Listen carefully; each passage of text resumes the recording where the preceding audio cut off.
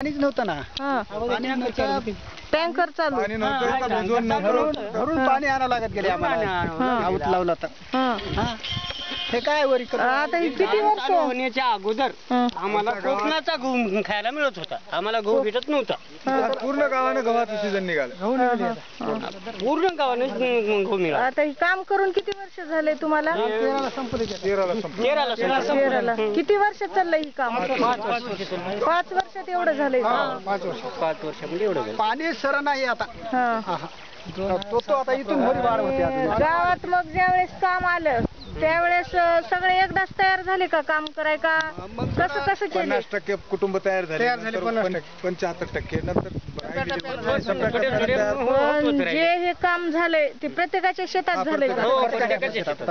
कुठल्या ह्याच्यातून घेतला तुम्ही हे काम? कुठल्या योजनेतून?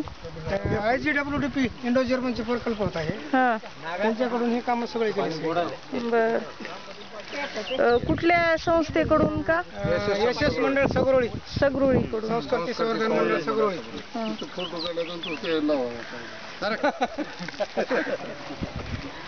सिमेंट बंधारे झाले 4. माती नाला बांध झाले 2. याबीएन हात LBS हात 104. माती नाला बांध 2. CP हात पोळा CCT मॅट पूर्ण पोळा झालेला पोळा आहेत. बिल्डिंग झाली. वृक्ष लागवड CC मध्ये झाली. इकडे वरल्याची पाणी आवळा आहे. बरं, इथं पडीक जमीन किती आहे? पडीक एक 1,600 एकर. त्याच्यामध्ये कुठल्या ट्रीटमेंट घेतल्या? त्याच्यामध्ये CCT घेतली. फॅट RCT प्लांटेशन लागवड केली सीताफळी आणि माती नाला सीताफळी. बरं, आता तुमच्या इथं एवढं पाण्याची पातळी तर ऊस कुठंच दिसत नाही. पाणीच नव्हतं ना. पाषाण नसल्यामुळे पातळी खूप खाली गेली होती. बाहेरून पाणी आम्हाला पातळी वर आणण्यासाठी हे उपचार करून आता पातळी थोडी वर आली. आणखी तर मग गावानं ठरवलं का ऊसाचं पीक घ्यायचं नाही म्हणून? म्हणजे पाणी नाही गेल्यानं पाणी नसल्यामुळे ऊस येऊ शकते. बरोबर आहे. असंच काम आम्ही सुद्धा तिकडे एका गावात नरोटवाडीमध्ये केलेलं आहे.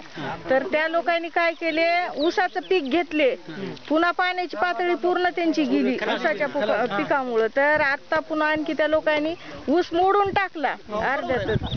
आता आमचे गहू घेतले प्रत्येकाने. गहू घेतल्यामुळे आमची पाणी गहू झालेला आहे. गहूच नव्हता. वरी मोसंबी आहे ना रे.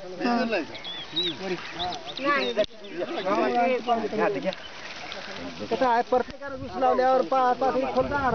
पाण्यात वरून निसर्ग आहे तेवढं.